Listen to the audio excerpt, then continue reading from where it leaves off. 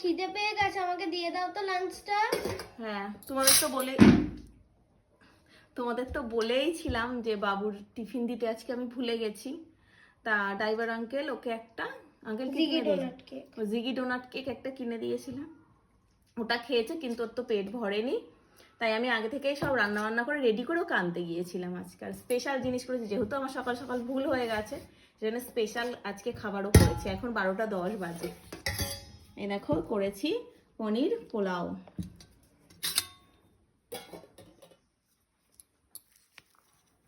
ভিডিওতে আসছেই না পনিরের কালারটা, মানে এই যে এইটার কালারটা পুরো হোয়াইট হোয়াইট লাগছে। দেখো এবার কাছ থেকে দেখালে বুঝতে পারবে। আমি এমনি হলুদটা আজকে কম দিয়েছি। না এই দেখো এখানে কেমন লাগছে, দেখো পুরো সাদা সাদা। হ্যাঁ, আলু কম আমাদের, জানিস তো বাবাকে কালকে বলেছি একটা আলো লাগিয়ে দিতে। এখান থেকে মানে এখানটা একটা লাইট লাগিয়ে দিতে বলেছি, কারণ ভিডিওতে আলো অনেক কম আসছে, সেই কারণে। আর দিও না, পরে আবার লাগলে নেবে। আর বাবুর নাকি আজকে খেতেও ইচ্ছা করছিল, তাই তো মনে হচ্ছিল, মানে ও আগে থেকেই ভেবেছিল যে ও পোলাও হলে ওর খুব ভালো হয়, নাকি একটা বলছিলি না? পোলাও হলে আমার খুব ভালো হয়, আজকে খুব খেতে ইচ্ছা ও এসে দরজাটা ও এই দেখো একটু সাজানোর জন্য দিয়ে বুঝলি। আর ওর ঠান এখানে ওকে আলু ভাজা দিয়েছে। আলু ভাজা খাবো না আমি বেশি। আমি বললাম ঠানকে, বললো না ওর জন্য ভেজেছি, তাহলে একটু নাও, ওই জন্য নিয়েছি। ব্যাস আর দিও না, আর দিও না। আর তা ও দরজা খুলে বলছো মা কি সুন্দর গন্ধ বেরোচ্ছে, কি করেছো? তাই বললাম পোলাও করেছি। ও তাহলে তো সে খুশি হয়ে গেল। এটা দিয়ে আমি পোলাওটা করবো কি, দূর মাথার থেকে সব চলে গেছে। মাথার আর কি দোষ বলো।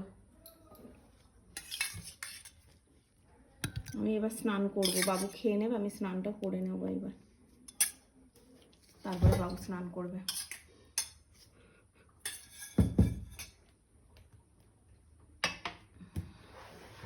শসা কেটে দেবো বাবু? শসা না, শসা পেঁয়াজ কুচানো আছে, দেবো? আচ্ছা, এই যে বাবু এখন খাবে। আর আমি ফ্যানটা অন করে দিলাম, ভীষণ গরম তো সেই জন্য অন করে। সকালের দিকটা না ঠান্ডা ঠান্ডা ছিল, অতটা মনে হচ্ছিল না গরমটা, কিন্তু এই এখন দেখছি আবার ভীষণ গরম, কারণ বাইরে পুরো মিক্স করে এসছে। আর একটা গরম। বাটিটা নিচে নামাও বাবা, তোমাকে আমি কি শিখিয়েছি? না বাটি নিচে নামলে এখানে তোমার নিচে পড়বে, এখান থেকে ঝোলে থাক, আমি মুছে নাও। কোথা দিয়ে খেতে হয়? ওই সাইড দিয়ে, ওই সাইড দিয়ে, এইখান দিয়ে না।